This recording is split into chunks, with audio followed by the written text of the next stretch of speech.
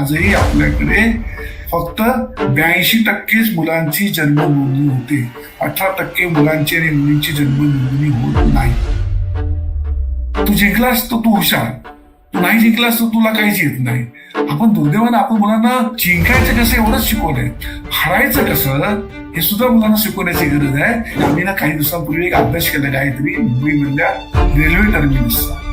आणि त्या रेल्वे टर्मिनसवर आमच्या लक्षात आलं की फेब्रुवारी महिना म्हणजे ज्या महिन्यात परीक्षा सुरू होतात, फेब्रुवारी ते जून या 4 ते 5 महिन्याच्या कालावधीमध्ये सगळ्यात जास्त मुलं प्लॅटफॉर्मवर घर सोडून येतात. आपण मुलांच्या अधिकारांबद्दल बोलताना मोठ्यांना अधिक सक्षम करण्याची फार गरज आहे, पण विकासाच्या अधिकाराबद्दल बोलताना आपल्या सगळ्यांना गैरसमज झालेला आहे की आम्ही मुलांना शाळेमध्ये दाखल केलं. बघा मी शब्द नीट वापरतोय, शाळेमध्ये दाखल केलं, कारण आपण सगळी मोठी माणसं आम्ही मुलांना शाळेत टाकलं असं बोलतो. शाळेत टाकायला तो काही कचरा नाहीये. आमच्या लहानपणी जी गोष्ट आमचे पालक नॉर्मल म्हणून या गोष्टी करत होते शिस्त लावण्याच्या अनुषंगाने, तर आता ते अब्युजिंग मध्ये हे घडलं जाते. हे खूप ओव्हर थिंकिंगच्या गोष्टी वाटू शकतात.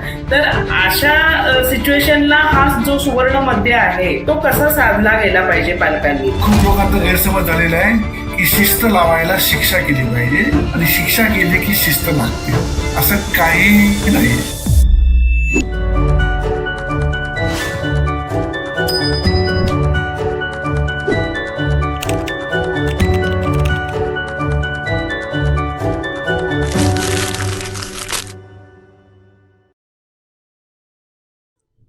हॅलो, नमस्कार. मी गायत्री श्रीरंग. मुलं म्हणजे देवाघरची फुलं असं आपण म्हणतो, पण या फुलांना फुलण्याकरता आपण खरंच त्यांना आवश्यक ते खत पाणी देतो का? हे खत पाणी म्हणजे नेमकं काय आहे? तर मुलांचे हक्क आणि अधिकार. केवळ अन्न वस्त्र निवारा दिल्यानं त्यांना बालपण दिलं असं होत नाही, तर त्या बालपणामध्ये संरक्षण असणं, त्यांचं शिक्षण असणं आणि त्यांचं मत विचारात घेणं ही तितकीच गरज आहे. आणि हे जे अधिकार आहेत हे तुम्हा आम्हालाच द्यायचे आहेत. हो, द्यायचे आहेत, कारण उद्याचे नागरिक घडवताना या अधिकारांची त्यांना अत्यंत आवश्यकता असते आणि ती आपली जबाबदारी आहे आणि ते आपलं पहिलं कर्तव्य आहे. कारण मुलं ही आपल्या मोठ्यांवरच अवलंबून आहेत, त्यामुळे हे हक्क आणि अधिकार समजून उमजून द्यावं लागणार आहे. स्वागत आहे तुमचं माय समष्टीच्या युट्यूब चॅनलवर, ज्या चॅनलवर आपल्याला समाजाच्या विविध प्रश्नांवर स्पर्श करता येणार आहे.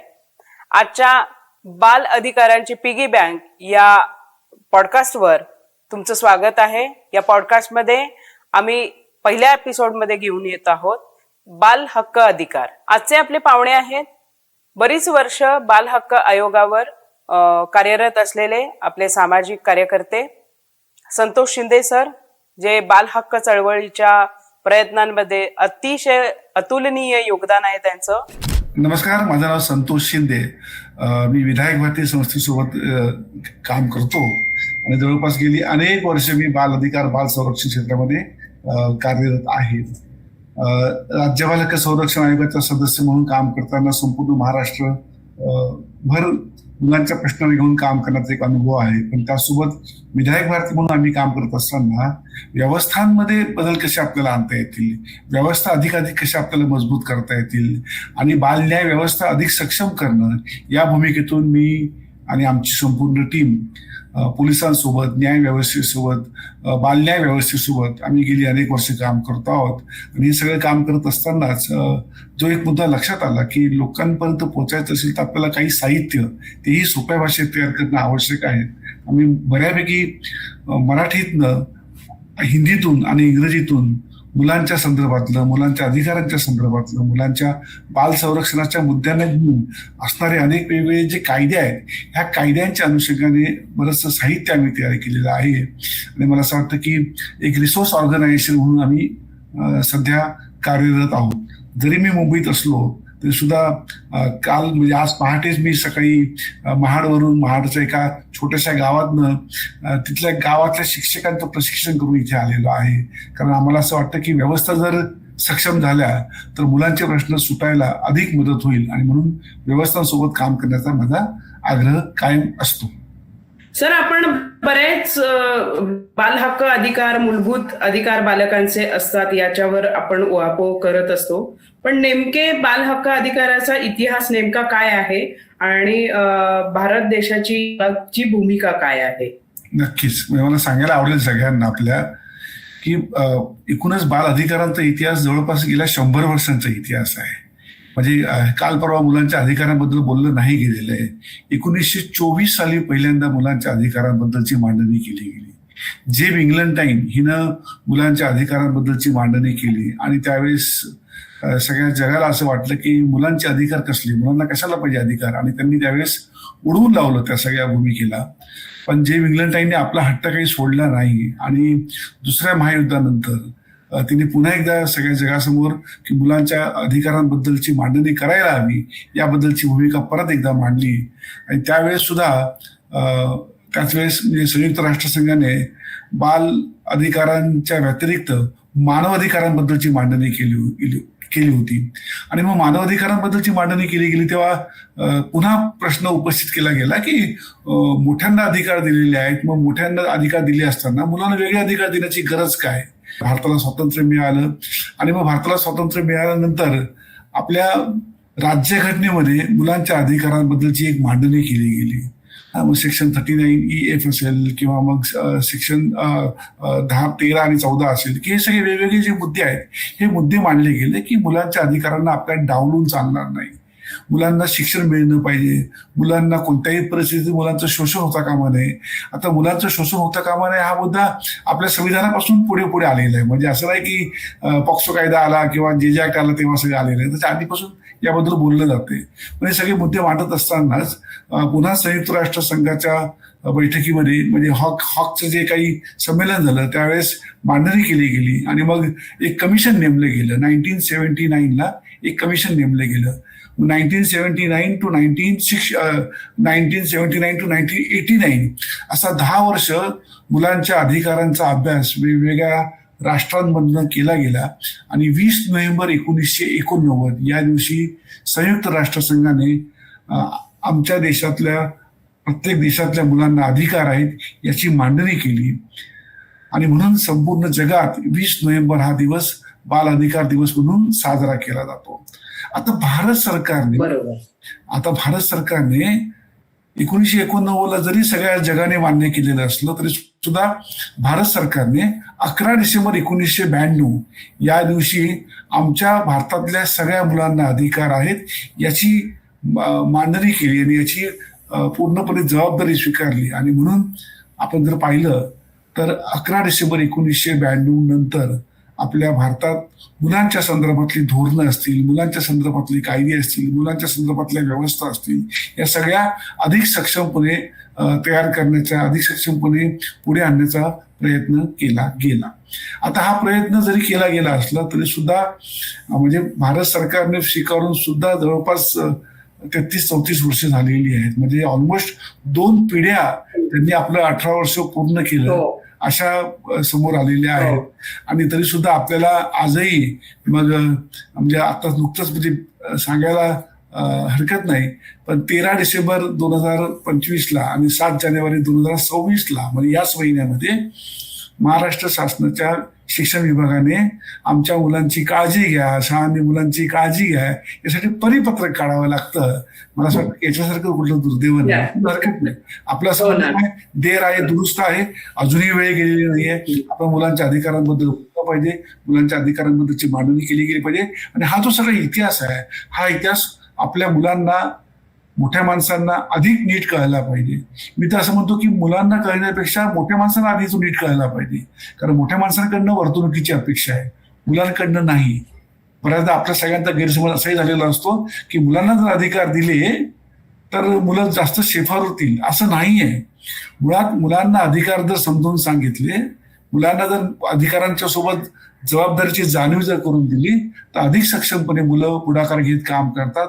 हा माझा अनुभव आहे. आणि म्हणून मला असं वाटतं की आपण मुलांच्या अधिकारांबद्दल बोलताना मोठ्यांना अधिक सक्षम करण्याची फार गरज आहे. आणि मोठी माणसं जर सक्षम झाली, अर्थात आता जेव्हा मी मोठी माणसं हा शब्द वापरतो तेव्हा सगळी मोठी माणसं, म्हणजे धोरणकर्त्यांपासून राज्यकर्त्यांपासून तुमच्या माझ्यासारख्यांची सगळी मोठी माणसं, आपल्या सगळ्यांची ही जबाबदारी आहे असं मला नेहमी वाटत असतं. अगदीच खरं आहे सर. मोठ्यांना समजलं पाहिजे नक्की मुलांचे हक्क काय. तर तुम्ही थोडक्यात सांगू शकतात का की जे मोठ्यांना समजेल असे मुलांचे हक्क कोणते कोणते? 2-3 गोष्टी आहेत ज्या आपल्याला मोठ्या माणसांनी समजून घेण्याची गरज आहे. म्हणजे मोठ्या माणसांनी मुलांसोबत वागायचं कसं, आपण सुरुवात तिथून करूया. कारण सगळ्या मुलांना असं वाटतं, सगळ्या मोठ्या माणसांना असं वाटतं की आम्ही मुलांना जन्म दिला म्हणजे आम्ही त्यांचे मालक झालो. अहो, मालक हा शब्द कुठेच नाहीये. आपण फक्त मुलांचे पालक आहोत. पालकांची जबाबदारी आहे मुलांचा नीट सांभाळ करणं. मग सांभाळ करताना आपण मुलांशी कसं वागतो, मुलांशी कसं बोलतो, मुलांसोबत संवाद कसा साधतो, मुलांना कसं हाताळतो, म्हणजे लहान मुलांना सुद्धा आपण कसं हाताळतो हे मुलांना सुद्धा कळतं. बघा, तुम्ही तुमचे सुद्धा अनुभव असतील की काही वेळेस मुलांना तुम्ही जर असा हात केलात तर सगळीच मुलं तुमच्याकडे येत नाहीत. काही मुलं येतात, काही मुलं येत नाहीत, किंवा सगळ्याच मोठ्या माणसांकडे मुलं जात नाहीत. का जात नाहीत? कारण रांगत्या मुलापासून सगळ्या मोठ्या मुलांपर्यंत मुलांना कळत असतं की या व्यक्तीसोबत मला कसं वागायचं आणि या व्यक्तीकडे मला जायचंय की नाही जायचंय. ते आपला उगाच असा गैरसमज असतो की मुलांना काही कळत नाही. मुलांना मोठ्या माणसांपेक्षा खूप चांगलं कळतं, फक्त मोठ्यांना ती उमगत नाही. ही मोठी शोकांतिका आपल्याकडे आहे. बरोबर.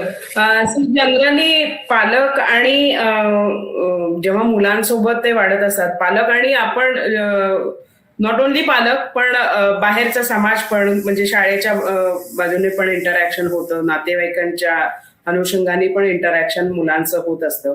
अशा वेळी जनरली कोणते मूलभूत जे बालकांचे हक्क आहेत ते अवॉइड केले जातात किंवा त्याच्याकडे दुर्लक्ष केलं जातं, असे कोणते अधिकार आहेत किंवा असे कोणते हक्क आहेत की ह्याच्याकडे जाणीवपूर्वक बघितलं गेलं पाहिजे बालकांच्या हक्काच्या अनुषंगाने? म्हणजे आपण जर नीट पाहिलं ना गायत्री, तर सगळ्यात महत्वाचं म्हणजे एकूण मुलांना 1, 2, 3, 4 नव्हे 54 अधिकार बहाल केले गेलेले आहेत.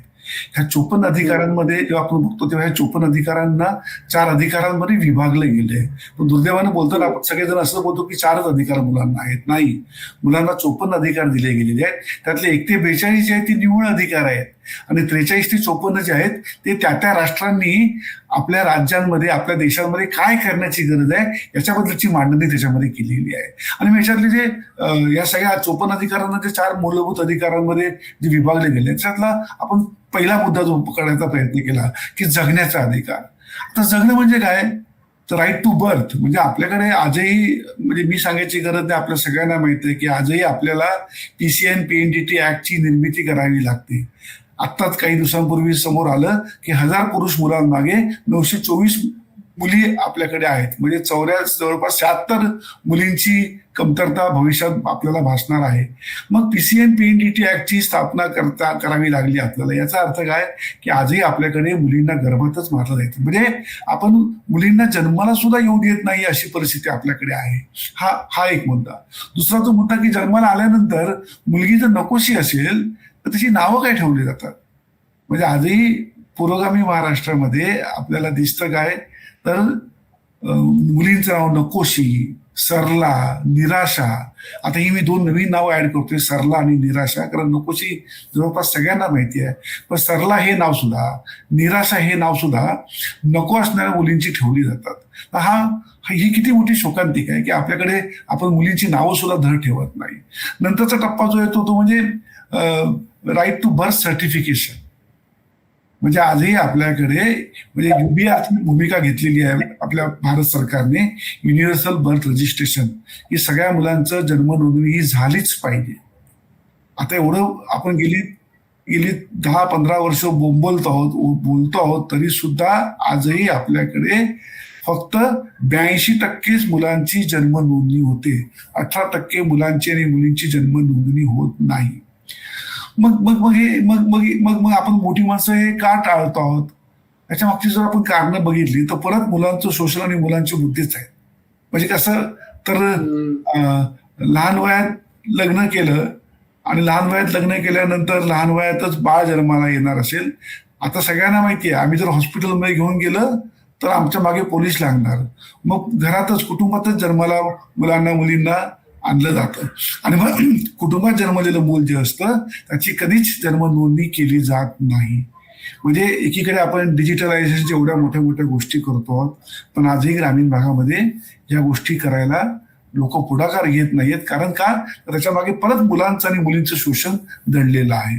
आता ह्या मूलभूत अधिकारांच्या मुद्द्याने घेऊन जेव्हा आपण बोलतो की ह्या सगळ्या अधिकार तर साध्या साध्या गोष्टी आहेत की जगण्याच्या अधिकारांमध्ये ज्या गोष्टींची आपण काळजी घेतली पाहिजे ती काळजी आपण नीट घेत नाही.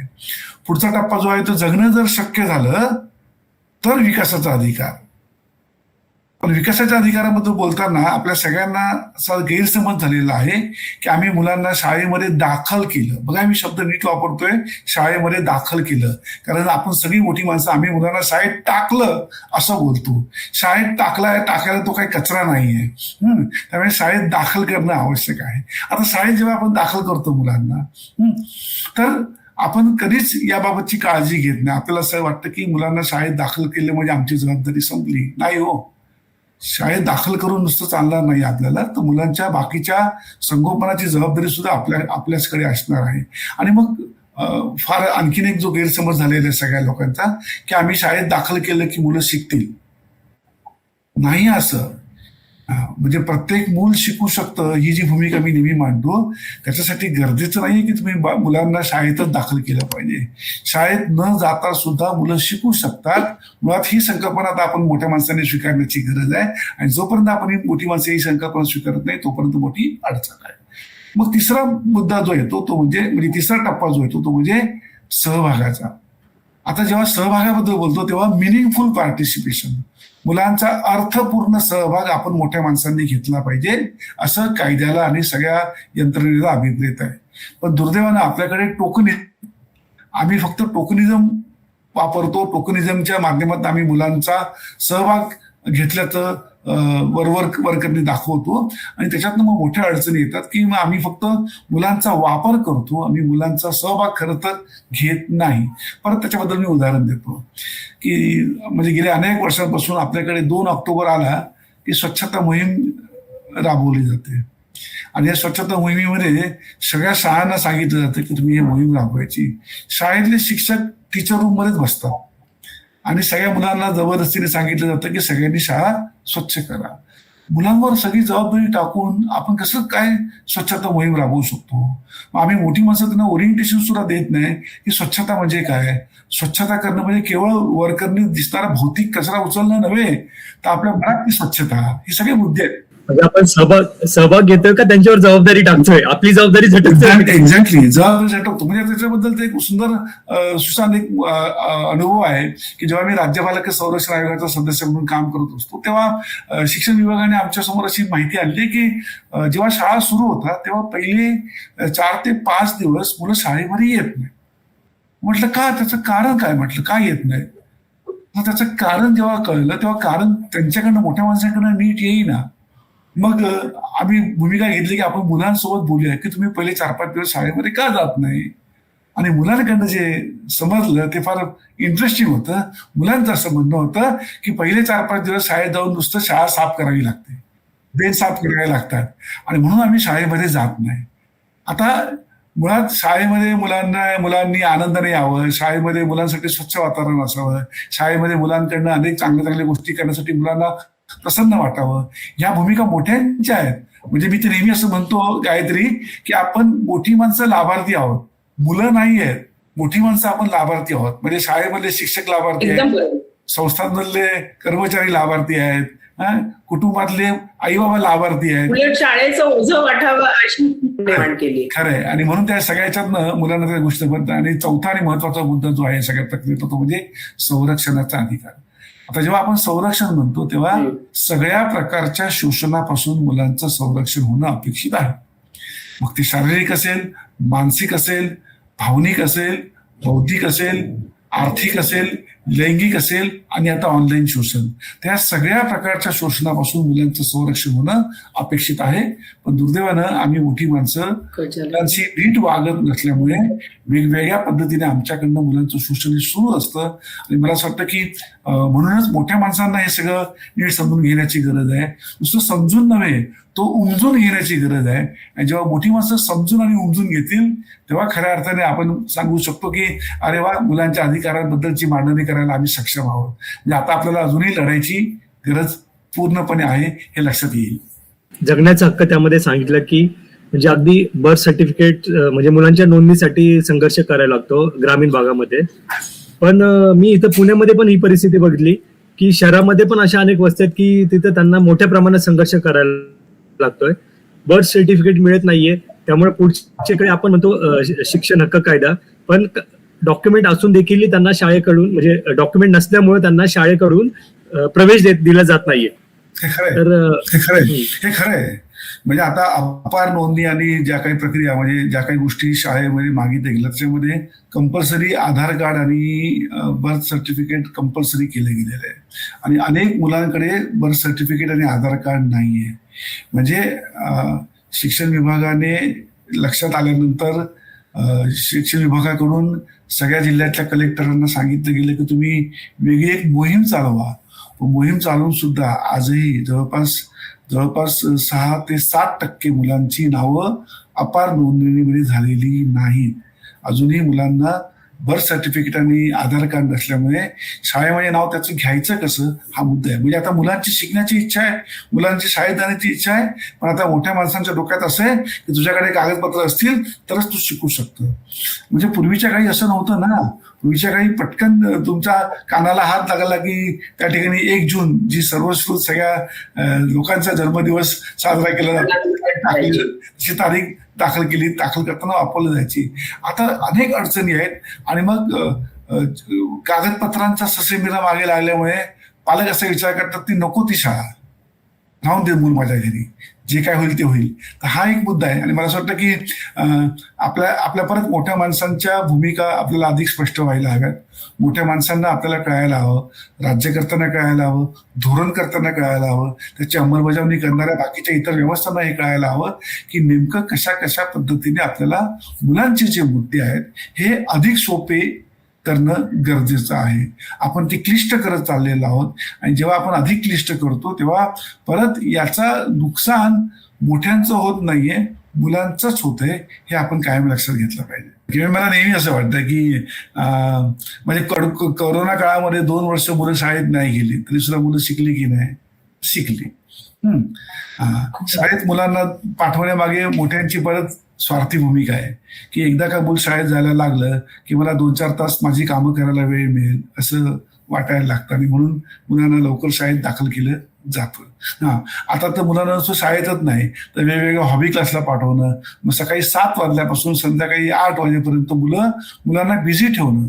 आणि आणि काही पालक तर कौतुकाने सांगतात की माझं मूल पहाटेपासून संध्याकाळपर्यंत बिझी असतं. त्यांना कळत नाही की आपण आपल्या मुलाला जुंपलंय. आणि मी शब्द वापरणार नाही बैल हा शब्द, कारण मुलांच्या प्रति हा शब्द योग्य नाहीये. पण तुम्ही त्याला अशा पद्धतीने चुंपलंय की त्याचं शिकणं होत नाहीये, तो फक्त मशीन सारखं काम करतोय हे लक्षात घ्यायचं याच्यामध्ये. आणि शाळेत न जाता सुद्धा मुलांना शिकता येतं. तर त्याच्याबद्दल मला ठाम विश्वास आहे की मुलांना शाळेत न पाठवता शिकता येतं. कारण आजच्या तारखेला होम एज्युकेशन याबद्दल आपण बोललं पाहिजे. मुलांना शाळेत न पाठवता सुद्धा प्राथमिक शिक्षण, माध्यमिक शिक्षण आणि उच्च माध्यमिक शिक्षण हे जे 3 टप्पे आहेत हे 3 टप्पे आपल्याला पूर्ण करणं सहज शक्य असतं. त्याला काही अडचण नाहीये. आणि सगळ्यात महत्वाचं म्हणजे सुशांत, आता परीक्षा होतील 10वीच्या सुरू. बोर्डाने यावर्षी सांगितलं आम्ही 152 विषयांच्या परीक्षा घेतो, त्यातले बेस्ट 5 विषय निवडून तुम्हाला पास व्हायचं असतं. मग तुला आणि मला शाळेमध्ये कुठले विषय शिकवले गेले, त्याच्याबद्दल शिक्षकांना पगार मिळायचे विषय शिकवले गेले. तुझ्याने माझ्या आवडीचे विषय नाही शिकवले गेले. अडचण ती आहे ना. मग काही मुलांना गणित आवडत नाही, काही मुलांना सायन्स आवडत नाही, काही मुलांना इतिहास नागरिकशास्त्र आवडत नाही, काही मुलांना भाषा आवडत नाही. मग आम्ही मुलांच्या आवडीचे विषय नाही दिले. मुलांच्या आवडीचे विषय दिले तर आपल्याकडे 100% मुलं आनंदाने शाळेत जायला शिकतील, आनंदाने शाळेत जातील. आम्ही विषय काय दिले की तुला ते गणित आलंच पाहिजे, तुला ते अल्जिब्रा आलंच पाहिजे, जॉमेट्री आलंच पाहिजे, त्याचा आयुष्यात काहीच उपयोग नाही. माझ्यासारख्यांचं म्हणणं काही वर्षांपासून मी ही भूमिका मांडतो की ज्यांना हे आवडतं, ज्यांना त्याच्यामध्ये रस आहे त्यांनी ते घ्यावे नाही विषय, त्यांनी ते विषय घ्यावे. पण ज्यांना ह्या विषयांमध्ये रस नाहीये आणि बोर्ड जर सांगतं की आम्ही 152 विषयांची परीक्षा घेतो तर उर्वरित जे 5-6 विषयांव्यतिरिक्त उर्वरित जे 145 विषय आहेत ते तरी लोकांसमोर आणले जावेत आणि मुलांना ठरवू देत ना मग कोणते विषय घ्यावे आणि पास व्हावं.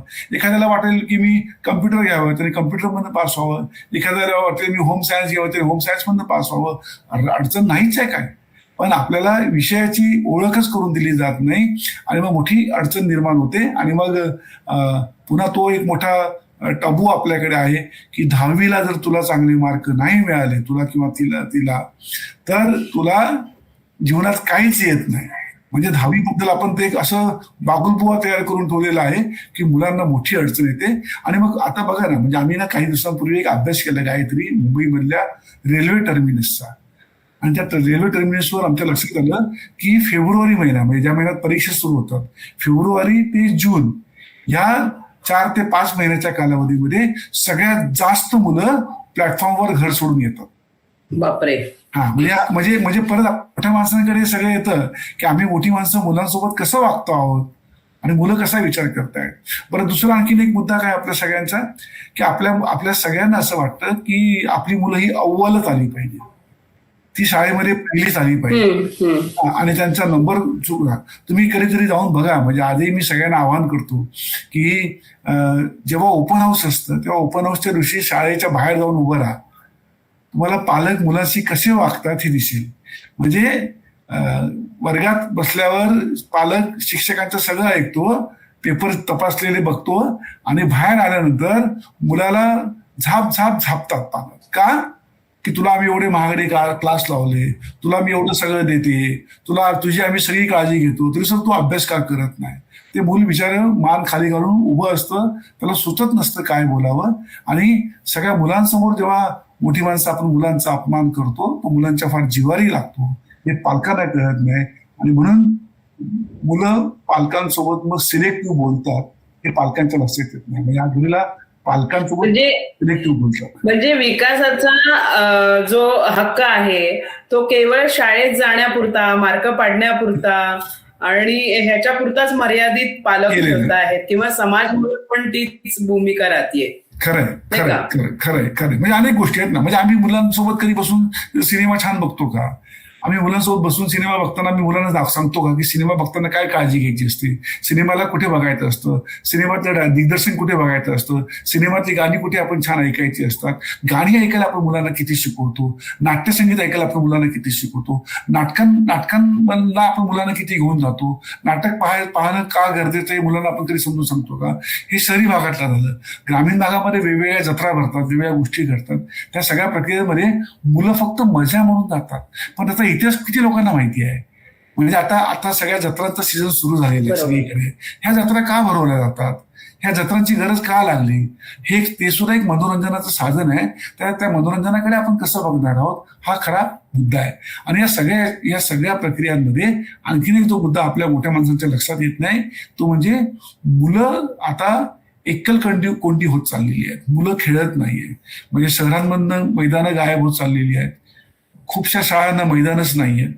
ग्रामीण भागामध्ये मैदान आहेत तरी सुद्धा किंवा जागा आहे तरी सुद्धा मुलं खेळत नाही. मुलं आपापल्या कोशात चाललेली आहेत. तर या सगळ्याचा परिणाम मुलांच्या शारीरिक मानसिक वाढीवर होतोय ना. मुलांना कोऑपरेशन कळत नाही. आणि परत दुर्दैवानं आपल्याकडे आपण खेळ आणले ते कोणते आणले? स्पर्धेचे खेळ आणले. कुणाला तरी हरव आणि तू जिंकून ये. तू जिंकलास तर तू हुशार, तू नाही जिंकलास तर तुला काहीच येत नाही.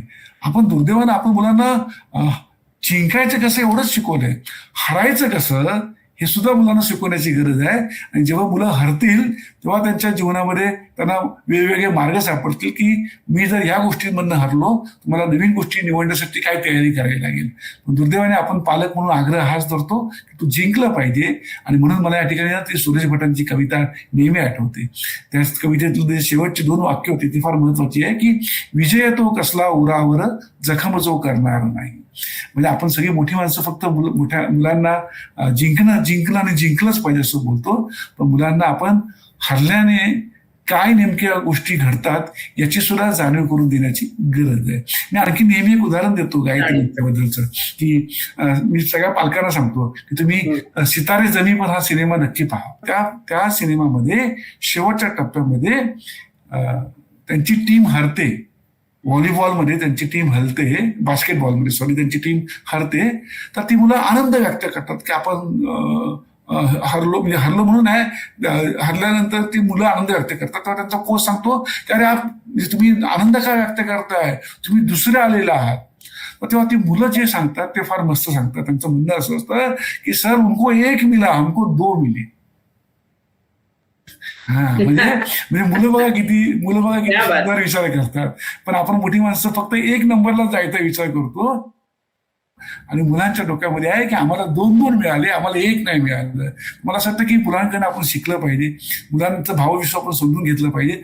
जोपर्यंत आपण मुलांचा भावविश्व समजून घेणार नाही तोपर्यंत आपल्या मोठ्या माणसांना मुलांचं विश्व कळायला फार वेळ लागेल आणि कदाचित आपण जर समजून नाही घेतलं तर कदाचित उशीर झालेला असेल तोपर्यंत. एक दृष्टिकोनातून बघतात नंबर आला पाहिजे, चांगले मार्क पडले पाहिजे. अजून कोणत्या टप्प्यात विकासासाठी मुलांच्या? आता अनेक गोष्टी आहेत ना. म्हणजे आता एक आपण आणखी उदाहरण घेऊया की तू 10वीची परीक्षा जी दिलीस, गायत्रीने जी 10वीची परीक्षा दिली, मी जी 10वीची परीक्षा दिली, तर शहरी ग्रामीण भागातली सगळी मुलं 10वीची परीक्षा एकच देतात.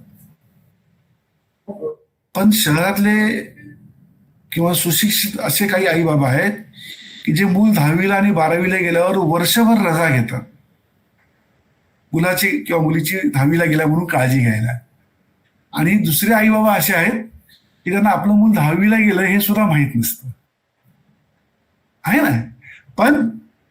पण जेव्हा ते त्यापैकी 2 जण पास होतात, पण ज्या मुलाच्या आई वडिलांनी वर्षभर रजा घेतली, त्याला सगळ्या सोयीसुविधा सगळं तिच्या टेबलावर आणून दिलं, त्या मुलाला चांगले मार्क मिळाले, तर त्याचा सगळे योजना आपण उदो करतो. पण त्याच वेळेस प्रतिकूल परिस्थितीमध्ये एखादं मूल 10वी पास झालं असेल तर मग त्याच्याबद्दल आपण बोलताना काय बोलतो, उल्लेखच करत नाही. आणि या सगळ्या याच्यामध्ये खरं तर या सगळ्या मुलांचं कौतुक व्हायला पाहिजे की जे अनेक अडचणींमधनं शाळा शिकतायत, अनेक अडचणींमधनं पास होण्याचा प्रयत्न करतायत, अनेक अडचणींमधनं विषय समजून घ्यायचा प्रयत्न करतायत.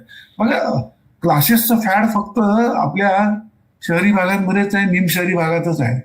ग्रामीण भागातल्या मुलांना कुठे, म्हणजे परत सांगतो, आम्ही ज्या भागातल्या गावात गेलो होतो त्या ठिकाणी जर आपण पाहिलं तर 10 किलोमीटरवरून मुलं चालत येतात आणि त्यांना क्लासेस काय असतात ते माहीतच नाही. त्यांची शाळा, त्यांची क्लासेस, म्हणजे वेगवेगळ्या पद्धतीने. आणि मग ह्या सगळ्या गोष्टी जेव्हा आपण बघतो तेव्हा व्यतिरिक्त शिकण्याच्या अनेक कल्पना आहेत, हे आपण मुलांना समजून कधीच सांगत नाही.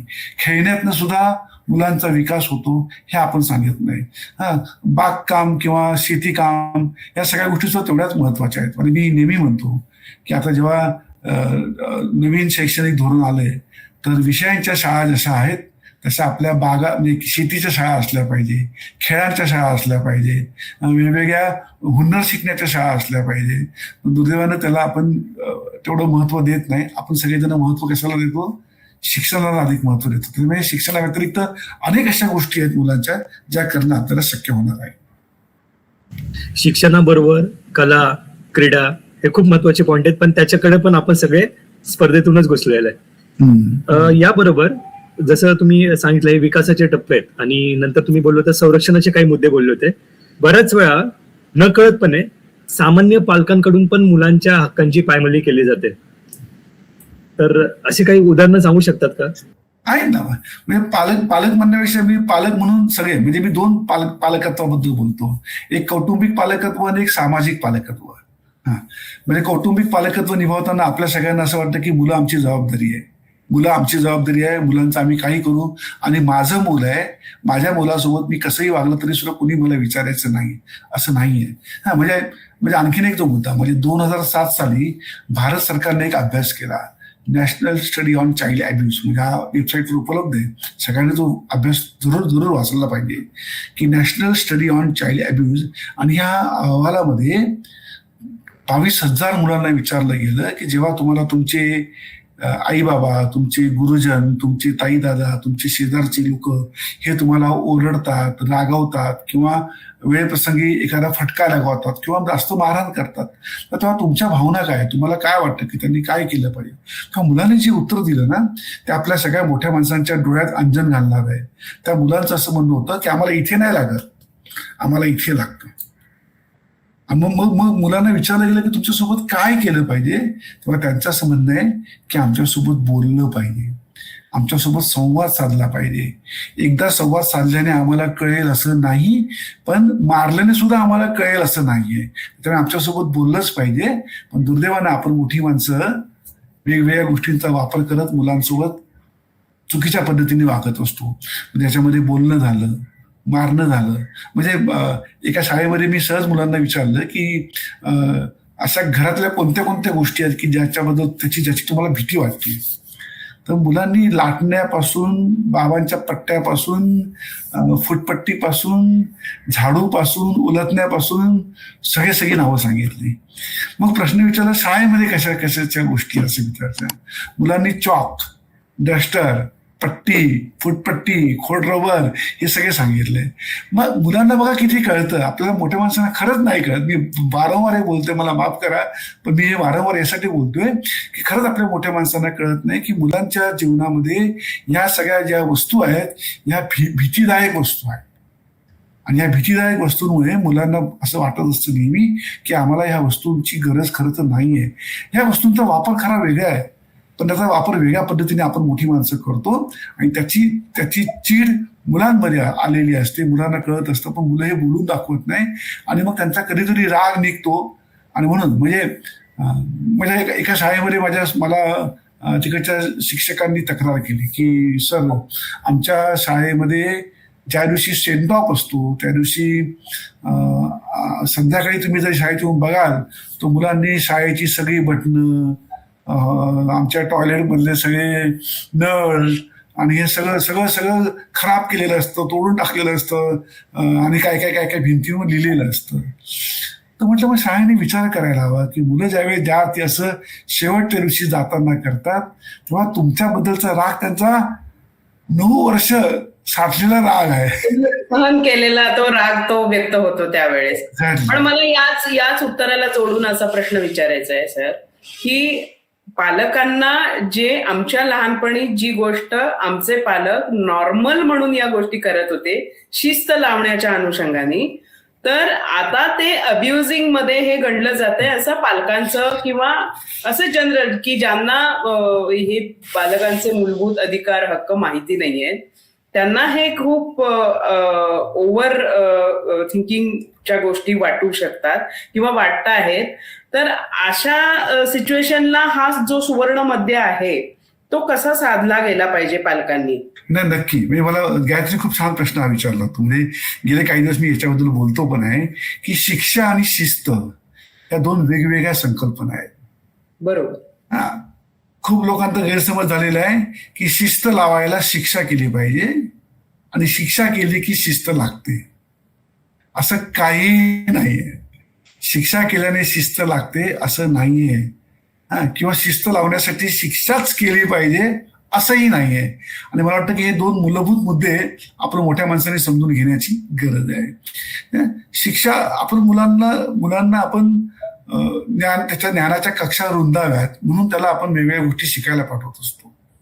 आणि जेव्हा आपण मुलांना शिक्षा करतो तेव्हा एखादी गोष्ट त्याला येत नाही, एखादी गोष्ट तो नीट करत नाही, एखादी गोष्ट करताना त्याला जमत नाही आणि मग त्याच्यावर वरचढ होण्यासाठी आपण त्याला शिक्षा करतो.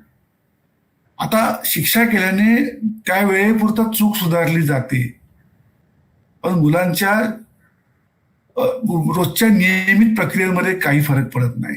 जर खऱ्या अर्थाने आपल्याला मुलांनी सातत्याने त्याने आपल्याला वाटत असेल की त्याच्यामध्ये बदल घडावा, तर आपल्याला त्याला सातत्यासाठी त्याला शिस्तीची प्रक्रिया करणं आवश्यक आहे. आणि म्हणून पॉझिटिव्ह डिसिप्लिनिंग म्हणजे काय, तर सकारात्मक शिस्त आपण कशी लावायची याच्याबद्दल आपण अधिक मोठ्या माणसांनी अभ्यास करण्याची गरज आहे. मी आणखीन एक प्रश्न नेहमी विचारतो गायत्री सगळ्या पालकांना, की मुलं काही तुम्हाला सांगायला आली होती मला जन्माला घाला? बरोबर नाही ना. मोठ्यांची गरज मुलांचा जन्म. मग मोठ्यांची गरज मुलांचा जन्म आहे, तो मुलांचा सांभाळ करणं ही आमच्या मोठ्या माणसांचीच जबाबदारी आहे. मग आम्हाला पालकत्वाचे धडे कोणच देत नाही. म्हणजे आमच्या कोणत्याच पुस्तकांमध्ये, कोणत्याच कॉलेजच्या किंवा याच्या जीवनामध्ये किंवा याच्यामध्ये कुठेच पालकत्व कसं निभावायचं, सकारात्मक पालकत्व म्हणजे काय, याच्याबद्दलची कुठेही मांडणी केली जात नाही. सगळ्यांना असं वाटतं की तुम्ही त्याच्यात पडलात की तुम्हाला पालकत्व आपोआप कळेल. तसं नाही ना. पालकत्वाच्या संकल्पना पुन्हा वेगवेगळ्या आहे. काहींना असं वाटतं की मी पट्ट्याने मारली म्हणजे मी पालकत्व निभावलं, काहींना असं वाटतं मी अतिप्रेम केलं म्हणजे पालकत्व निभावलं, काहींना असं वाटतं मी माझ्या मुलीला आवडत्या सगळ्याच वस्तू आणून दिल्या म्हणजे मी पालकत्व निभावलं. आपलं ते गिल्ट फील आहे. आपल्या सगळ्या मोठ्या माणसाचं ते गिल्ट फील आहे. जेव्हा आपण या सगळ्या गोष्टी करतो ना, तर आपल्याला या गोष्टी नाही सुचल्यात, आपल्यासोबत त्या गोष्टी नाही झाल्यात. बघा ना, म्हणजे मी जे नाही भोगलं ते माझ्या मुलाने भोगू नये म्हणून काही पालक प्रयत्न करतात. म्हणजे याचा अर्थ काय, म्हणजे मला नाही मिळालं म्हणून माझ्या मुलाला सगळं मिळालं पाहिजे. कोण मागत नाही. कोणतीच मुलं हे सगळं मागत नसतात. मुलांना फक्त तुमचं प्रेम आणि संवाद या दोनच गोष्टींची अधिक गरज आहे. तुमच्या वस्तूंची गरज नाही, तुमच्या बाकीच्या रागाची गरज नाही, तुमच्या बाकी द्वेषाची गरज नाहीये. पण दुर्दैवानं आपण मोठी माणसं या गोष्टींकडे जाताना वस्तू रूपात आपण मुलांची तुलना करायला सुरुवात केलेली आहे. आणि मग जास्तीत जास्त म्हणजे आता तर नवीन फॅड आलंय ना, पहिल्या वाढदिवसाला काय द्यायचं इथपासून 18वा वाढदिवस कसा साजरा करायचा याचे मनसुबे तयार केले जातात. पण ह्या सगळ्या वाढीच्या टप्प्यांमध्ये आपण मुलांना माणुसकीची शिकवण द्यायला कमी पडतो आहोत. त्याच्यामधले नीतिमत्तेची जी काही आपण गुंतवणूक करायला पाहिजे ती गुंतवणूक करायला आपण कमी पडतो आहोत. त्याच्यामध्ये जी काही आचरणाची गुंतवणूक करायला पाहिजे ती गुंतवणूक करायला कमी पडतो आहोत. म्हणजे मुलांमध्ये आपण काय गुंतवणूक केली पाहिजे याचे खरं तर पालकत्वाचे धडे, पालकत्वाची शिबिरं घेण्याची गरज आहे. म्हणजे आईबाबांच्या कार्यशाळा अधिक घेण्याची गरज आहे. पण लोक मुलांच्या कार्यशाळा अधिक घेतात. त्याच्यामुळे गेले काही दिवस मी आईबाबांच्या कार्यशाळा घ्यायला सुरुवात केली आहे की पालक म्हणून तुम्हाला काय काळजी घेण्याची गरज आहे. अशा काही कार्यशाळा आहेत का? मी स्वतः सुशांत गेल्या काही महिन्यांपासून अशा कार्यशाळा घ्यायला सुरुवात केलेली आहे की आपण आई बाबा म्हणून पालकत्व स्वीकारताना सकारात्मक पालकत्व म्हणून आपण कशा पद्धतीने काम करण्याची गरज आहे. मुलं आपल्याला ओझी वाटता कामा नयेत. मुलांसोबत आपल्याला आनंद घेता आला पाहिजे. हा खरा मुद्दा आहे. सर, आपण बालहक्क आयोगावर अध्यक्ष म्हणून आहात आणि या प्रश्नांवर म्हणजे बालकांच्या मूलभूत हक्कांवर गदा येऊ नये याच्यासाठी सक्रियपणे काम करता आहात. मला असं वाटतं की पालक समाज ह्याच्यासाठी तर तुम्ही 2 वर्ग केले, कुटुंब आणि समाज यांची पालकत्वाची जबाबदारी. पण यंत्रणा म्हणून जी एक पालकांची ही जी काही कार्यशाळा अनिवार्य करण्याची जी गरज आहे तर ती तुम्हाला गरज वाटते का? आणि ते यंत्रणेनं कसं त्याच्याकडे बघावं? म्हणजे जसं की आज शाळांमध्ये आपण लैंगिक शोषण होऊ नये याच्यासाठीच आज GR आणलेला आहे, तो पारित केलाय. पण व्हॉट अबाउट पालकत्व आणि पालकत्वाच्या अनुषंगाने ही पण गोष्ट अनिवार्य करायची शासनाकडनं गरज वाटते का तुम्हाला? 500%. मी 100% नाही म्हटलं की 500% यासाठी म्हटले मी की जसं आपण सगळे कौटुंबिक आणि सामाजिक पालकत्व निभावणारी लोक आहोत तसं शासन हे वरून सगळ्या गोष्टींवर नियंत्रण करणारी यंत्रणा आहे. आणि एकदा का शासनामधले वेगवेगळी यंत्रणा आहेत, वेगवेगळी लोक आहेत. म्हणजे मुलांशी संबंधित असणारे घटक कोणते आहेत तर शिक्षक हा पहिला घटक आहे. शिक्षकांसोबत या गोष्टी व्हायला पाहिजे. शिक्षकांनंतर कोण आहेत तर ज्या मुलांना काळजी आणि संरक्षणाची अशा मुलांच्या सोबत काम करणाऱ्या सगळ्या बालन्याय यंत्रणा आहेत. बरोबर. बालन्याय यंत्रणांच्या व्यतिरिक्त आणखीन कोण घटक आहे तर पोलीस यंत्रणा. कारण पोलीस यंत्रणा सुद्धा बालस्नेही असली पाहिजे. हा एक महत्वाचा मुद्दा आता समोर यायला सुरुवात झालेली आहे. आणि नंतरचा महत्वाचा मुद्दा जो ज्यांना असं वाटतं की यांना काय गरज आहे, पण माझं नेहमी म्हणणं आहे की त्यांना सुद्धा गरज आहे, ती म्हणजे न्याय यंत्रणा. तर या सगळ्या यंत्रणांसोबत काम होण्याची गरज आहे. खूप लहान लहान गोष्टी आहेत. म्हणजे केस मॅनेजमेंट. लोक आजही आम्ही केस हाताळली असं बोलतात. आम्ही म्हणतो आपण केसचं व्यवस्थापन केलं असं बोलायला शिकलं पाहिजे. केसचं व्यवस्थापन केलं असं बोलायला शिकलं पाहिजे. पण लोक आजही मी ही केस हँडल केली असं बोलतात. मी ही केस चांगली हँडल केली. अरे बाबा तू कोण हँडल करणारा? थोड्या सगळ्या व्यवस्था काय आहेत, कशासाठी आहेत? तर व्यवस्थांचं तेवढंच सामाजिकरण आणि व्यवस्थांचं तेवढंच बालस्नेही असणं फार महत्वाचं आहे. आणि म्हणून मला सांगायला आवडेल गायत्री की बालन्याय, मुलांची काळजी आणि संरक्षण अधिनियम या कायद्यामध्ये 2015 मध्ये जेव्हा त्याच्यामध्ये बदल केले गेले तेव्हा त्याच्यामध्ये सेक्शन 2 सबसेक्शन 15 मध्ये what is mean by child friendly, बालस्नेही म्हणजे काय, ही संकल्पना पहिल्यांदा मांडली गेली. आणि दुर्दैवानं आपल्याकडे आजही भिंती रंगवल्या, भिंतींवर मोठे मोठे कार्टून काढले की अनेक लोकांना, अनेक संस्थांना सुद्धा, मला माफ कर मला पण मी बोलतोय, अनेक संस्थांना सुद्धा असं वाटतं की आम्ही बालस्नेही झालो. अहो नाही हो, भिंतींवर कार्टून काढून बालस्नेही झालो असतो तर मग आतापर्यंत आपण 100% बालस्नेही व्हायला पाहिजे, पण तसं नाही ना. बालस्नेही होणं म्हणजे केवळ तो मुद्दा नाहीये. मुलांसोबतची वर्तणूक, मुलांसोबतच्या प्रक्रिया, मुलांसोबतचं वागणं, मुलांचे काही डॉक्युमेंटेशन आपण तयार करतो ते डॉक्युमेंटेशन, आणि मग परिसर, अशा वेगवेगळ्या टप्प्यांमध्ये बालस्नेही वातावरण तयार करण्याची आपल्या सगळ्यांची भूमिका आहे. म्हणजे आणखीन एक उदाहरण म्हणजे मी खास करून मी जेव्हा न्याय व्यवस्थांचं ट्रेनिंग महाराष्ट्र ज्युडिशियल अकॅडमीमध्ये जाऊन घेतो तेव्हा मी न्याय व्यवस्थेतल्या लोकांना छान एक प्रश्न विचारतो की पांढराच पेपर वापरायचा असं कुठे लिहिलंय कायद्यामध्ये? का कुठे? म्हणजे तुम्ही सगळेजण याच्याबद्दल बोलता ना की आम्ही असं जर लिहिलं असेल तरच आम्ही बोलणार ना, मग पांढरा पेपर वापरायचा असं कुठे लिहिलंय? नाही लिहिलंय. मग आपण पांढरा पेपर का वापरतो? मग मुलांच्या केसेसमध्ये आपल्याला रंगीबेरंगी पेपर वापरायला काय अडचण आहे? क्या बात, होऊ शकतं ना. शाळांमध्ये सुद्धा उत्तरपत्रिका पांढऱ्या पेपरवर लिहावी का? नाही ना, रंगीबेरंगी पेपर घ्या, प्रश्नपत्रिका रंगीत काढा, मुलांना मजा येईल लिहायला. आणि आणि आणि त्याच्यामध्ये तेवढाच खर्च येतो, जेवढा पांढऱ्या पेपरला खर्च येतो तेवढा रंगीत पेपरला सुद्धा खर्च येतो. पण रंगीत पेपर जर मिळाला मुलांना, निळ्या पेपरवर प्रश्नपत्रिका मिळाली, हिरव्या पेपरवर प्रश्नपत्रिका मिळाली, पिवळ्या पेपरवर प्रश्नपत्रिका मिळाली, तर मुलांना कोण आनंद होईल? अरे वा, वेगळं काहीतरी आहे ते. मुळात आणखीन एक जो मुद्दा मी मांडतोय अशा याच्यामध्ये, शाळांना खास करून मी बोलतो की लाल पेन वापरायचं असं कोणी तुम्हाला सांगितलं? आणि लाल पेनाची मुलांना भीती आहे. शेरा, लाल पेनाने जो शेरा मारला जातो तो थोडासा छोटे छोटे बदल करायचे आपल्याला की लाल पेन वापरणं सोडून द्या.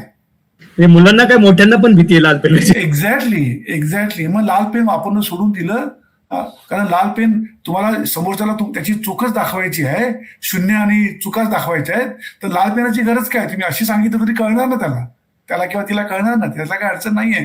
मग लाल रंगाचे पेन वापरणं सोडून दिलं पाहिजे. आपण रंगीत पेपर वापरायला आपण सुरुवात केली पाहिजे.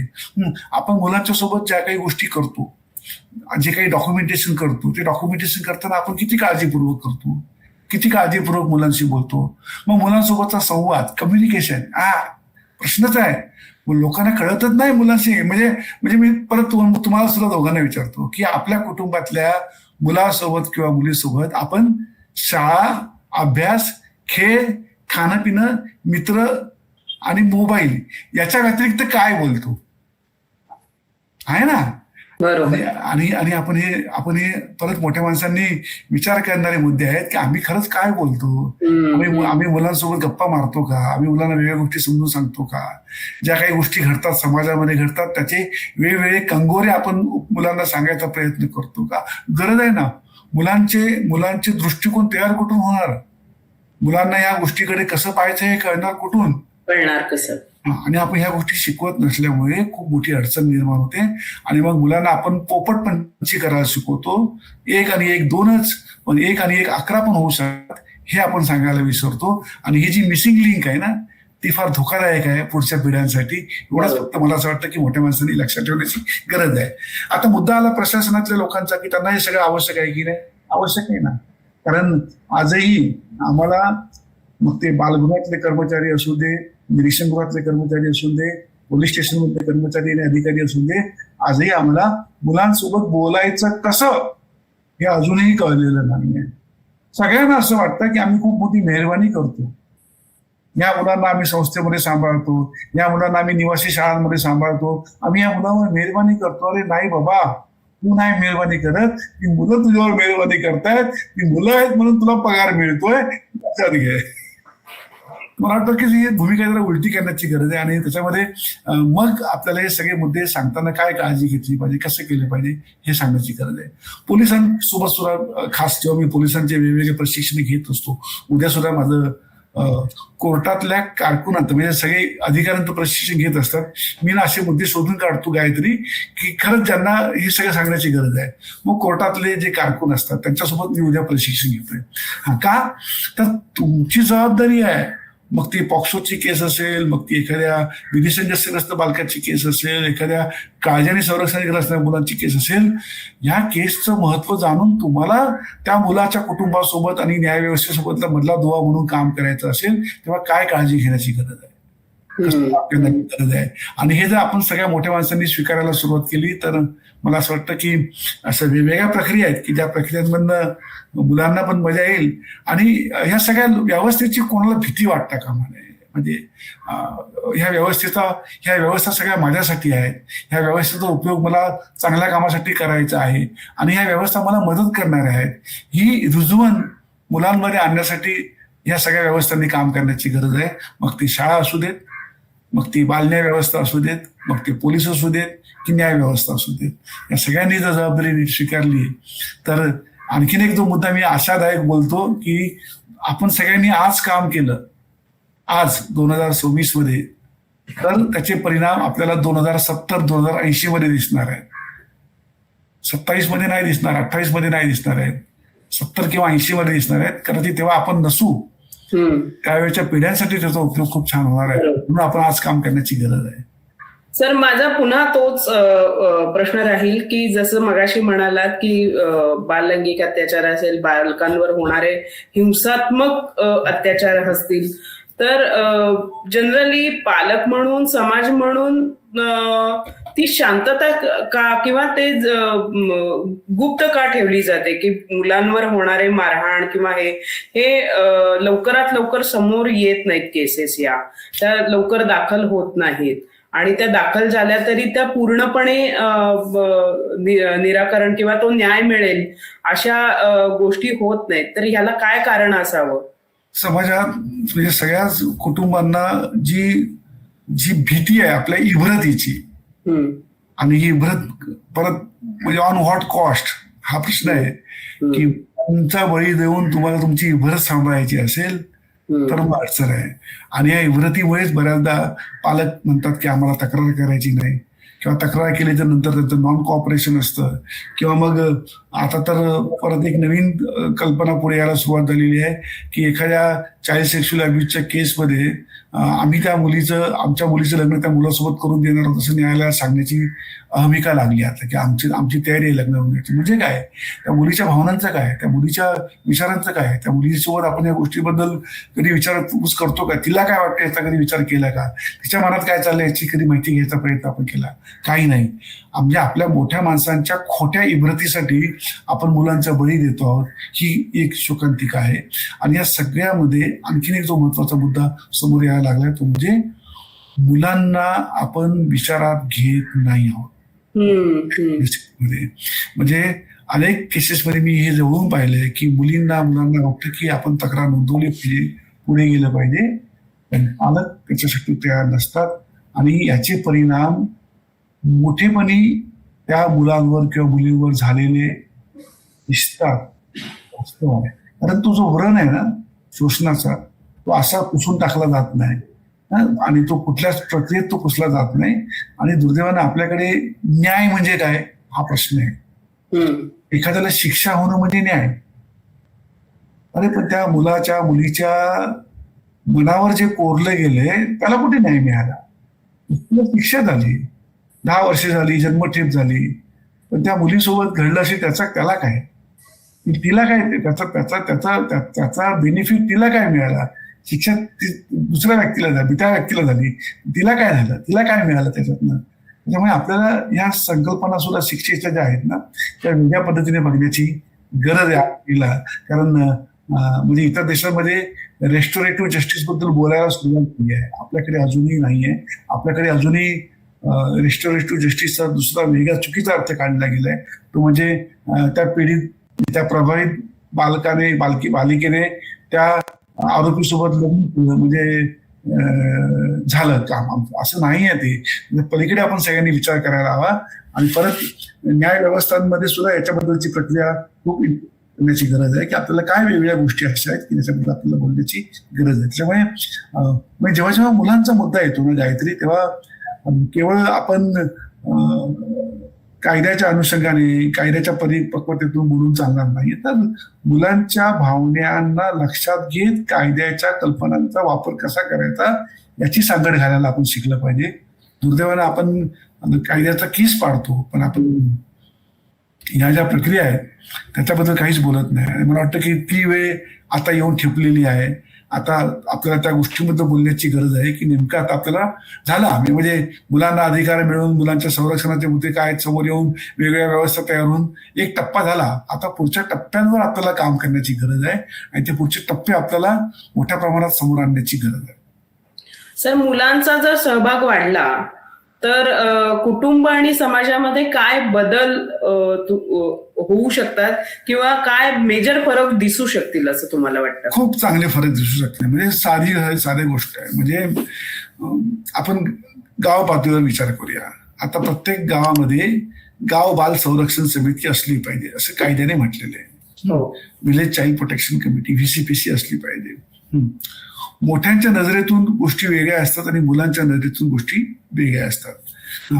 मोठी माणसं आपण शाळा किती छान आहे, स्ट्रक्चर किती छान आहे याच्याबद्दल बोलतो.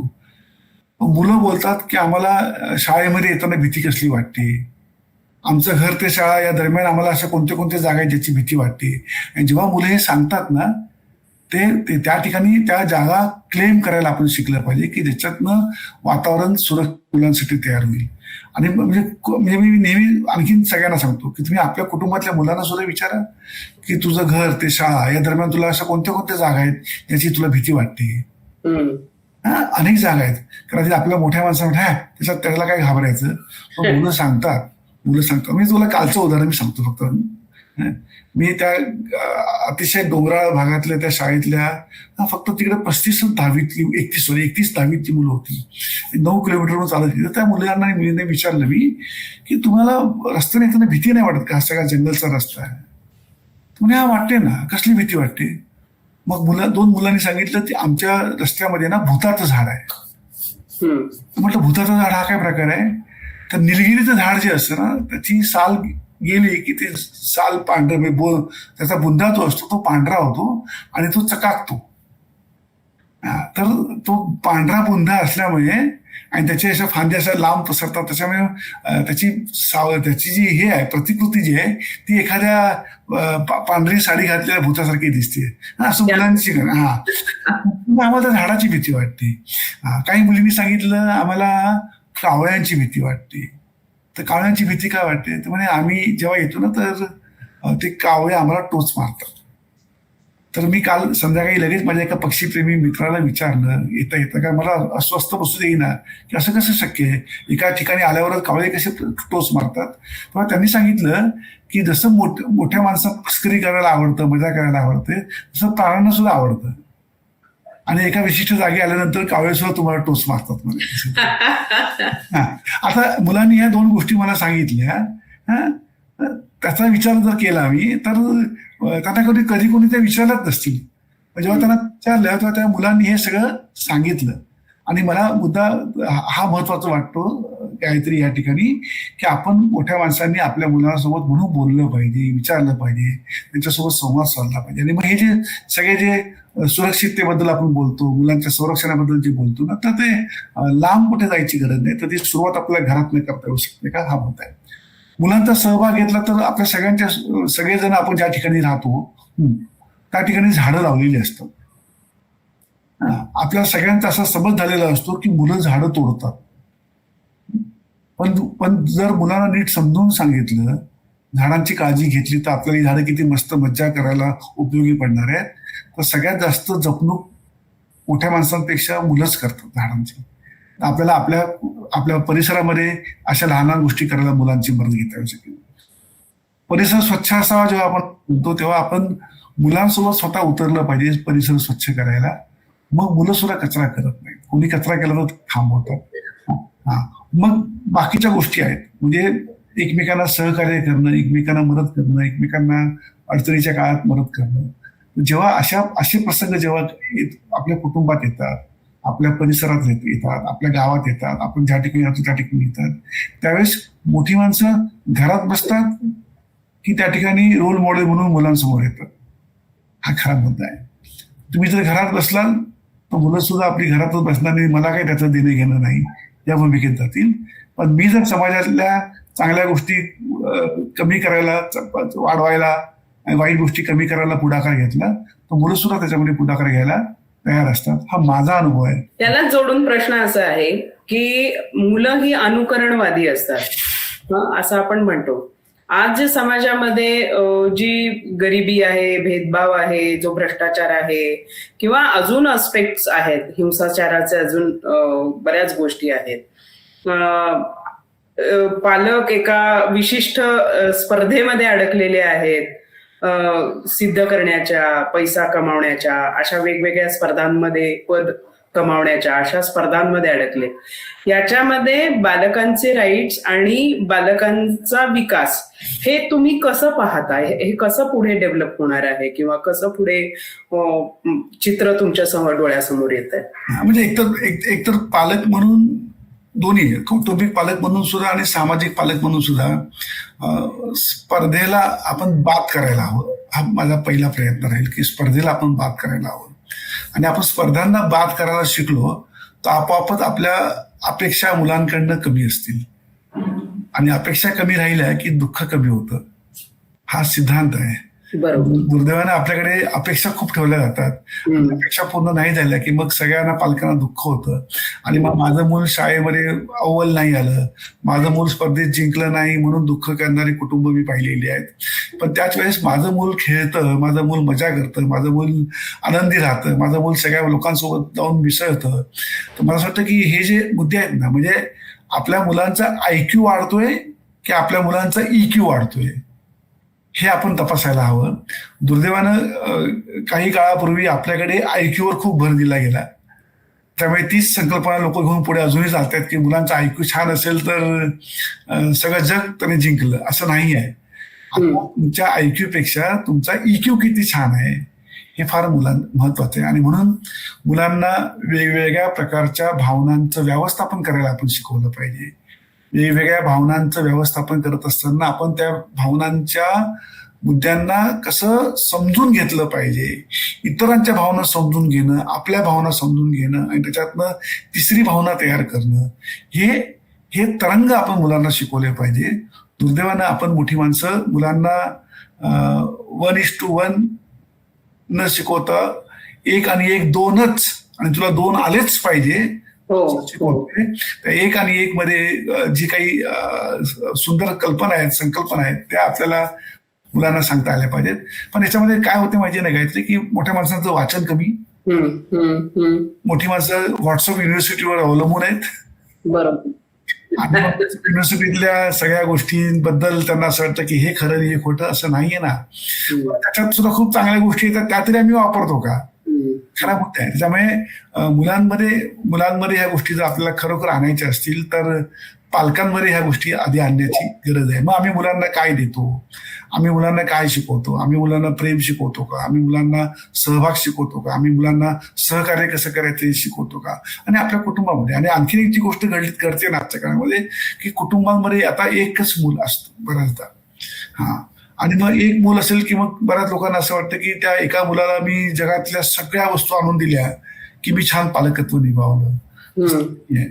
मुलांना सगळं आणून न देता त्या गोष्टी मिळवायच्या कशा असतात, त्या गोष्टींचा आनंद कसा घ्यायचा असतो आणि जे काही आहे त्याच्यातला आनंद कसा शेअर करायचा असतो. आनंद घेणं आणि आनंद शेअर करणं हे सुद्धा आपण मुलांना शिकवण्याची गरज आहे. आणि जेव्हा या गोष्टी करायला आपण सुरुवात करू ना, मग तू जो प्रश्न विचारला ना की ह्या ज्या ईर्ष्या आहेत, ह्या ज्या स्पर्धा आहेत त्या आपोआप कमी होतील.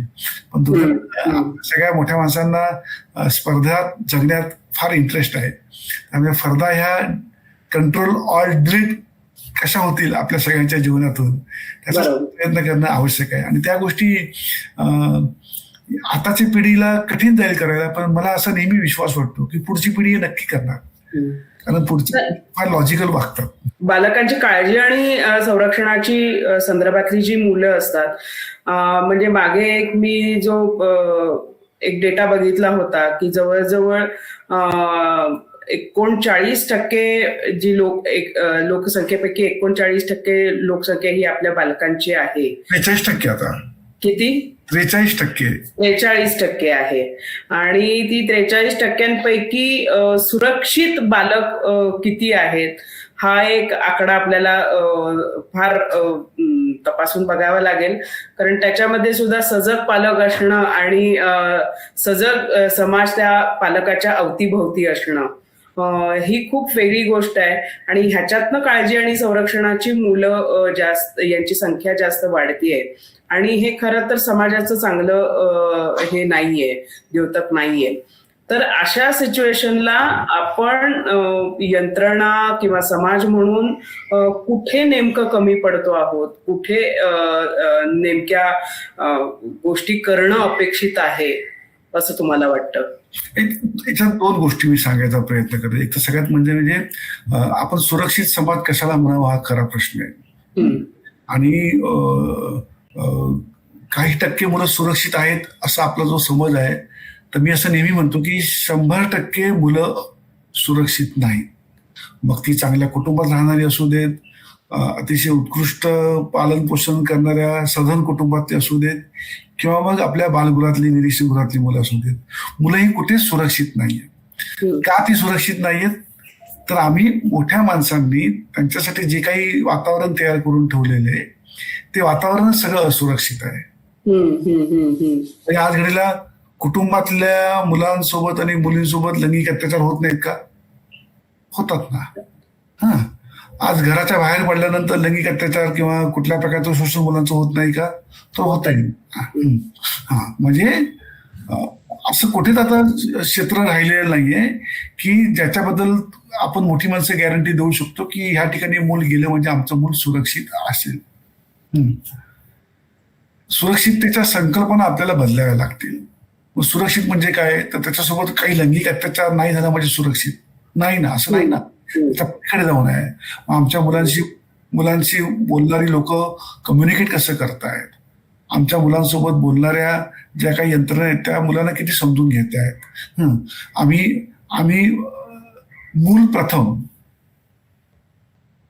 ही भूमिका कधी मांडणार आहोत? आपल्याकडे आजही आपण जे चित्र बघतो त्याच्यामध्ये मूल हे सगळ्यात शेवटी येतं. मूल प्रथम कुठेच येत नाही, सगळ्यात म्हणजे मी फक्त मजेचा भाग म्हणून सांगतो की महिला आणि बाल विकास विभाग जो आहे आपल्या एकूण 53 खाती आपल्याकडे आहेत महाराष्ट्रामध्ये. म्हणजे जी काही खाती असतात ती खाती, त्याच्यातल्या महिला आणि बाल विकास विभागाचा क्रमांक हा 49वा लागतो. म्हणजे ज्याच्यामध्ये महिला आणि मुलं ही दोघांची संख्या मिळून ऑलमोस्ट मोर दॅन 70% आहेत. एक्झॅक्टली. आणि 70% जास्त वर्ग कव्हर करणाऱ्या यंत्रणेला आज घडीला आपल्याकडे महत्व दिले जात नाही. आता मला असं वाटतं की आपण मुलांना महत्व किती देतो, घरातल्या महिलांना महत्व किती देतो, घरातल्या वेगवेगळ्या सजीव व्यक्तींना आपण महत्व किती देतो, या फार महत्वाच्या गोष्टी आहेत. पूर्वी एकत्र कुटुंब पद्धती होती तेव्हा मुलांना नातेसंबंध नाते याची खूप चांगली जाणीव असायची. आता तो मुद्दाच राहिलेला नाहीये. म्हणजे आपण सगळ्या प्रकारच्या प्रक्रियांचे चांगले वाईट परिणाम असतात. म्हणजे मी समर्थन करत नाही की ते चांगलं किंवा हे चांगलं, मी त्याचं कुठल्याच गोष्टी समर्थन करत नाही. पण तुमच्या माझ्या मुलांवर याचे सगळ्याचे परिणाम काय होत आहेत हा जर मुद्दा आपण शोधून काढला, मग त्या ठिकाणी तू जो मुद्दा मांडतेस तो मुद्दा समोर येतो सुरक्षिततेचा. आणि मग सुरक्षिततेची संकल्पना आपल्याकडे ही मोडून पडली आहे. जर ती आपल्याला खऱ्या अर्थाने परत विकसित करायची असेल, मुलांमध्ये, कुटुंबांमध्ये, समाजामध्ये एक सुरक्षित वातावरण तयार करायचं असेल, तर आपल्या सगळ्यांची सामूहिक कृती महत्वाची आहे. 1950 पासून तेच बोलतोय आपण. म्हणजे मी तुम्हाला उदाहरण म्हणून देतो की पहिल्या पंचवार्षिक योजनेमध्ये एक वाक्य होतं, इरॅडिकेशन ऑफ चाइल्ड लेबर. आणि आता 16वी पंचवार्षिक योजनेची प्रक्रिया सुरू आहे, आपलं वाक्य सेम आहे, इरॅडिकेशन ऑफ चाइल्ड लेबर. मग आम्ही गेल्या 70, 75, 80 वर्षामध्ये केलं काय? हा प्रश्न आहे ना. कारण पुन्हा तेच येतं की मूल हे वोट बँक नाहीये. प्रायोरिटीवर नाही. प्रायोरिटी मुलांच्या बाबतीत होत नाहीये. तर यासाठी मग काय करायला हवंय? हा ना, मग आता मुद्दा मला मुलं ही वोट बँक बनणं तसं कठीणच आहे. कारण मुलांना वोट बँक म्हणजे करायला कोणी लवकर तयार होणार नाही. पण पालक म्हणून मला जर मूल आहे तर माझ्या मुलांच्या सुरक्षिततेसाठी जर मी वोटर आहे तर मी भूमिका काय बजावणार याची जाणीव मला व्हायला पाहिजे. म्हणजे एक सजग पालकत्व मला निभावता आलं पाहिजे की माझ्या मुलांच्या सुरक्षिततेसाठी येणाऱ्या महानगरपालिकेच्या निवडणुकांमध्ये, येणाऱ्या झेडपीच्या निवडणुकांमध्ये, येणाऱ्या विधानसभेच्या निवडणुकांमध्ये, येणाऱ्या लोकसभेच्या निवडणुकांमध्ये जे कोणी उमेदवार वेगवेगळ्या पक्षाचे उभे राहतात त्यांच्यासोबत मी बोलणार आहे की नाही एक पालक म्हणून की माझ्या मुलांच्या सुरक्षिततेसाठी तुमची भूमिका काय, तुमच्या पक्षांची भूमिका काय. आपण आपल्या मुलांबद्दल विचारतच नाही. आपण आजही गटर बिटर आणि वॉटर याच्या पलीकडे जातच नाही आहोत. म्हणजे 80 वर्षानंतर सुद्धा आपल्याकडचे प्रश्न तिकडेच येत अजून. मग आमच्या मुलांचे प्रश्न आम्ही मांडायला कोण प्रयत्न करतं बघा. आम्ही एक मालिका चालवली होती महानगरपालिकेच्या निवडणुकीच्या आधी. त्याला खूप तुफान प्रतिसाद मिळाला आम्हाला. कारण आम्ही म्हटलं की पालकांनी विचारले पाहिजे प्रश्न की माझ्या मुलांच्या सुरक्षिततेसाठी तू उमेदवार म्हणून काय भूमिका घेणार ते आम्हाला आधी सांग. आणि मग आमच्या मुलांसाठी ह्या गोष्टींची आम्हाला गरज वाटते हे आपण बोलणार आहोत की नाही. त्या म्हणजे राज्यकर्त्यांच्या अजेंड्यावर मुलांचे प्रश्न आणणं हा एक मोठा टास्क आहे. काहीतरी सोपं नाही आहे ते. म्हणजे त्याचा अनुभव तू घेतलाय, तुला माहिती आहे की ते सोपं नाही आहे. ते सोपं नाही आहे. बरं येऊ शकत नाही का? तर 100% येऊ शकतो. राज्यकर्त्यांमध्ये चांगली लोक आहेत की नाही? 100% आहेत. माझा त्याच्यावर विश्वास आहे. लोक त्यांच्या ठिकाणी चांगली आहेत. फक्त आपल्याला काय करावं लागणार, तो दुवा जो आहे ना, तो दुवा म्हणून आपल्यासारख्या काही लोकांना काम करण्याची गरज आहे. आणि तो दुवा म्हणून मला नेहमीच काम करायला मजा येते. आणि ते काम मी करायचा प्रयत्न करत असतो की आपण दुवा म्हणून काम करावं. मग ते बालक आयोगात असताना सुद्धा आम्ही काही चांगल्या गोष्टी करण्याचा प्रयत्न केला. बालक आयोगाच्या व्यतिरिक्त ज्या भूमिकांमध्ये काम करण्याचा मी प्रयत्न केला त्या भूमिकांमध्ये मुलं प्रथम म्हणजे फर्स्ट चाइल्ड ही भूमिका आम्ही घेतली. आणि मुलांचं सर्वोत्तम हित ही भूमिका मी मानत आलेलो आहे. आणि ही भूमिका मानत असल्यामुळेच मुलांचं सर्वोत्तम हित म्हणजे काय तर या सगळ्याबद्दल सातत्याने बोलणं, सातत्याने प्रवास करणं, सातत्याने मांडणी करणं, सातत्याने मुलांच्या मांडणीबद्दल इतर लोकांना समजून सांगणं, ह्या गोष्टी आपल्याला सातत्याने कराव्या लागतील. म्हणजे एका जेब इंग्लंटाईनला मुलांच्या अधिकारांवर जर 60-70 वर्ष लढावं लागलं, आपण किती झाड की पत्ती आहोत. आपल्याला आपला लढा हा सुरूच ठेवावा लागणार आहे. आणि त्याच्या फळांची अपेक्षा न करता आपण तो सुरू ठेवावा असं मला नेहमी वाटतं. जाता जाता एक महत्वाच्या अशा 3 ते 5 टिप्स पाहिजे पालक म्हणून किंवा आपण मोठे म्हणून काय ज्या गोष्टी वागल्या पाहिजे की जेणेकरून मुलांच्या हक्कांची पायमल्ली होणार नाही. मी 5 नियम नेहमी सांगतो जे आपण पालकांनी वापरले पाहिजे.